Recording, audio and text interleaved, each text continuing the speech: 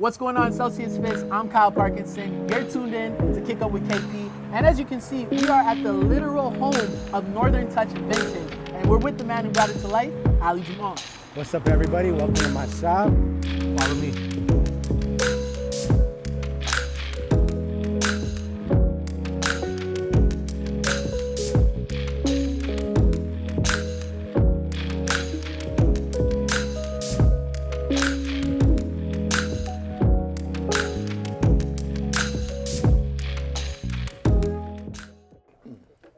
Aly, What's up, my man? how's it going, man? You know, can't complain. I love that. I love that. Thank you for bringing us here. Really appreciate it. I love what you've done with the place. Last time I was here, it was like the little calm opening, and now it's on 110%. Thank you. That's all I gotta say. Thank you. Yeah, put a lot of blood, sweat, and tears. This place is truly uniquely me.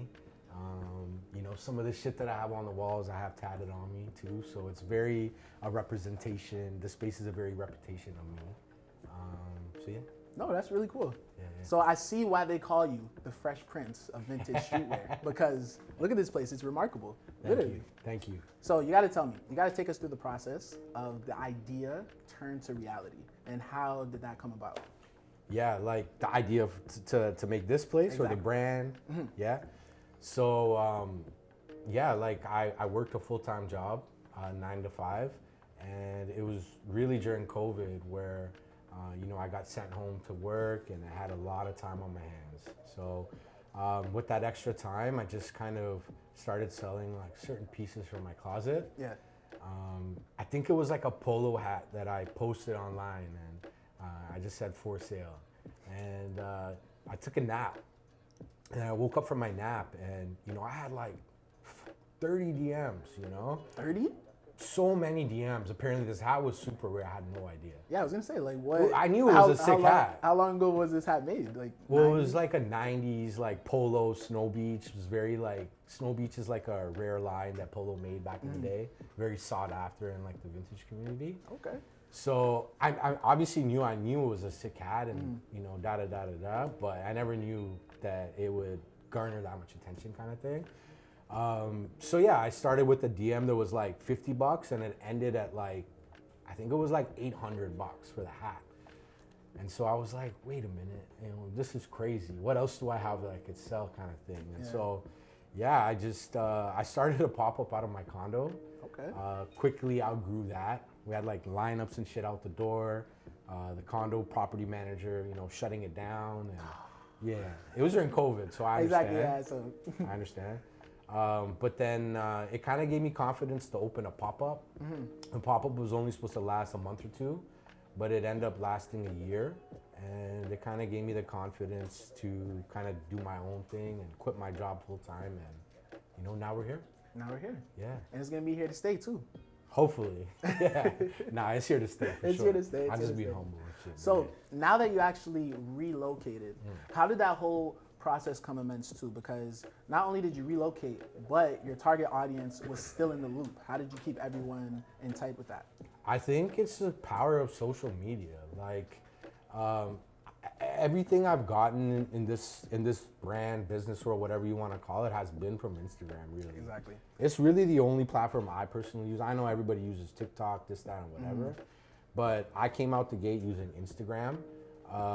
You know, it's been a slow journey. You know, I think we're still not at a crazy amount of followers, but thankfully we have this like community that we've been able to garner through my fashion and through my vintage, and through that community, they just, you know, always follow what we're doing, kind of thing. And so it's been a lot easier for sure to grab their attention and to let them know what my next move is. Yeah. And thankfully, you know, they've been following me ever since, and they continue to support. Shout out all my supporters, appreciate y'all. But yeah, no, I'm very grateful and thankful to be able to do this.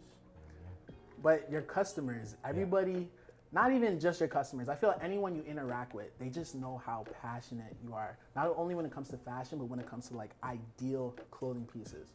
So before this, you were at Apple. What really made you fall in love and have the passion for this? For this? Yes. I think I've always had a passion for this. Like, yeah, I've always loved technology too. Sure, that was just like a job. So, you know, that was great to be able to play with gadgets and shit all day. As a kid, I love video games and stuff. So that was natural for me. But fashion it's like, I can't tell you how many times we kind of change in lives, right? Like, you know, from year to year, you're changing, right? But one thing that has always been my constant has been fashion and style. Like, since I was a kid, I was always putting outfits together and wanting to look cool and different. And I love putting people on new shit. And I love the reaction that I get from my friends, certain friends that are like, yo, that outfit's crazy, or where'd you get those pants from, you know? So I think that's something I still feed on, you know, and yeah, I love the shit. Yeah, it's amazing. Yeah, and Celsius Fits are all about, you know, talking about fashion, bringing the culture together, whether it's fashion, sports, you know, the whole media industry. Your outfit right now, we got to touch up on it, okay? So what we got going on with the sweater? All right. So I got a little something light on. We got a FUBU sports hoodie. Okay. Right? That's real old school. 90's. Yep. So it's the era I grew up in. It's literally the shit that I wore growing up. Sorry, didn't mean to swear. It's literally the stuff that I wore growing up. So yeah, I'm wearing a FUBU hoodie. I like to keep things uniform. Okay. So if I have a FUBU hoodie and I have some FUBU jeans, I'm gonna wear them together, especially if they go. I'm really into like the baggy fit right now, the super baggy fit, you know. And then I have a pair of Ewings on, which you know, not a lot of people are rocking, but these are actually a shoe I wore growing up too. So yeah, I have a full 90's fit on right now, and a little bit of jewelry to accent it, complement it. Hey, I'm loving it. When it comes to streetwear, you're the king. Hey, that's the hey. You heard that, right? You heard that. Perfect. Thank you. Aly, in addition to Northern Touch Vintage, you also had the collaboration with Holt Renfrew. How did that happen? Yeah, Instagram. Yeah, it was through a DM. The power of social media. Oh my God. That's a real fact. I had maybe 500 followers on my Northern Touch page, on my vintage page at the time. And it was maybe a month into my pop-up, right? So I don't know if they assumed that like this was my big store and, you know, I'm here kind of thing. But whatever it was, I got a DM. It was from the VP, and she basically just said, hey, we love your stuff. We'd love to potentially partner with you. Are you interested? And one thing led to another. Had a couple calls, couple meetings, and yeah, now we have, you know, a Northern Touch Vintage section within most of the Holt Renfrew stores in Canada. And we also have a little section online as well with them. So we're currently in the women's section, but stay tuned because we're actually moving into the men's section in Holt Renfrew soon. Okay, that's cool. Yeah. Everyone goes to Holt Renfrew. Holt Renfrew is probably one of the biggest like stores when it comes to designer. And now you got the streetwear in there. So when they first hit you up, during that time, what was going through your mind? Is this real? Like, I had to look up, you know, her name, and once I figured out that she was who she said she was, I started taking it a little bit more seriously. Yeah. Once I Googled the name and then set up a call with them, and when I got on that first meeting and call, and there was like 3 of them there, vice president of purchasing, buying, this, that, and whoever, that's when I took it really real. Yeah, and only having 500 followers at the time too. See, a lot of people knew that this spot was gonna have potential. I mean, I guess I also think Holt Renfrew has a really good eye for talent. Because since working with them and doing a couple, you know, shoots, like I do some of the uninterrupted episodes that they do sometimes with sports talent. Yeah. So I'll like go in there with maybe 10 or 15 vintage pieces, hoping that athlete picks my clothing, which they have, by the way. But it's still surreal for me. Like, I still can't believe that we have a deal with, in my opinion, the most luxurious department store in maybe North America. Exactly, yeah. It's a really great feeling, an amazing opportunity, and I'm just grateful to be with them. Yeah. So, adding on to your fashion, where do you get your inspiration from? I draw inspiration from everything and everyone. So yeah, I do love hip hop. and the streetwear that comes with that. But more or less, like I get my inspiration from, you know, walking down Queen Street and just seeing how everybody dresses. And truly, like if I see how someone dresses, I might take like one thing from that person, you know, whether it be the way they wear a bag or the way their jeans are sitting or the way their shirt's cut. And I might take I might just be like, you know what, I don't really mess with the whole way you're dressing, but I like the way the shirt sits on you. Yeah, you like certain pieces of like how it stands out. It's real elegant too. So I just like pick and I just make my own thing, you know, and truly like I just dress to my mood that day. Like I never pre-plan an outfit. Okay. I find that when you overthink shit, that it never like comes to fruition. So I truly plan my outfit while I'm taking my shower in the morning, and when I get out the shower is when I execute the fit, and that all goes on the mood that I'm in that day. Okay, cool. Yeah. So now we're actually gonna browse around the store, check out all the items. We're also gonna touch up on your new clothing line as well too. All right, let's get it.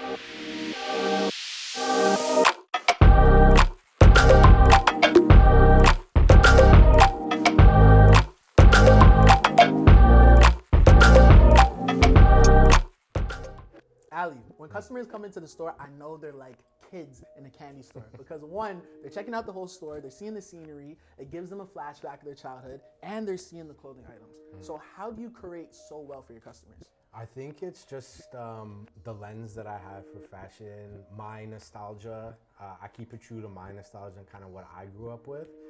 But I grew up with so much. So it's not only like one genre of music that I liked or one genre of movies that I liked everything. So I think a lot of nostalgia hits me, whether it's like a Tupac t-shirt or a Fleetwood Mac t-shirt and anything in between. So I think when they come to the racks, there's a lot of stuff that will hit a lot of people, let's just say. Maybe not hit everybody, you can't always hit everybody. Yeah.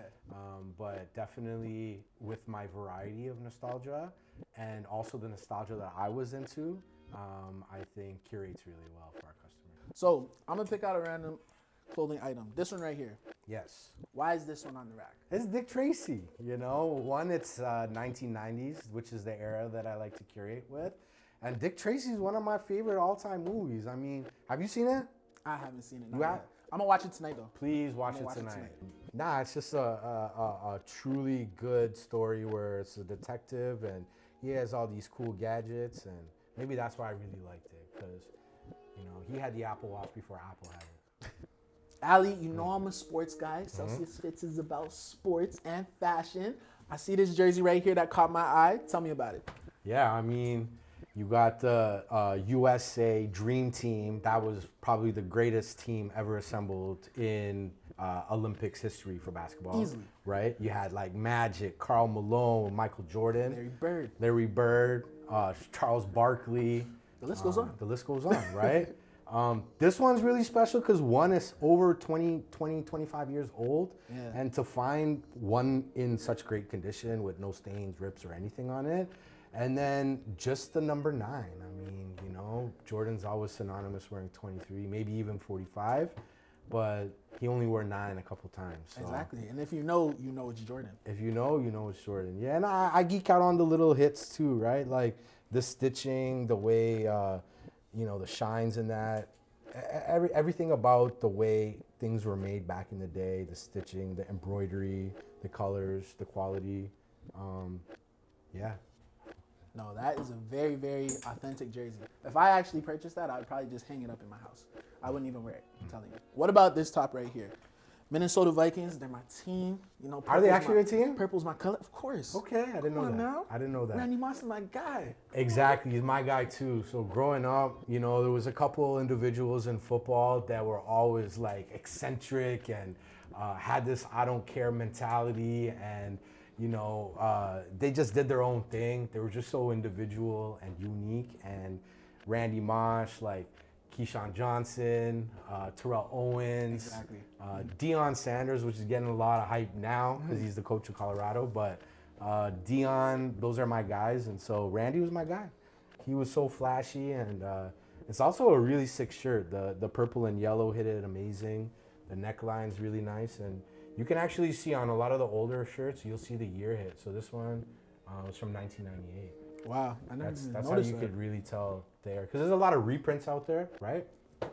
So there's a couple ways that you can tell that it's not a reprint, because what's to say this isn't like from H&M or Exactly. Forever 21? They love reprinting a lot of old nostalgia on their t-shirts, but it ain't this quality. You won't get this at H&M.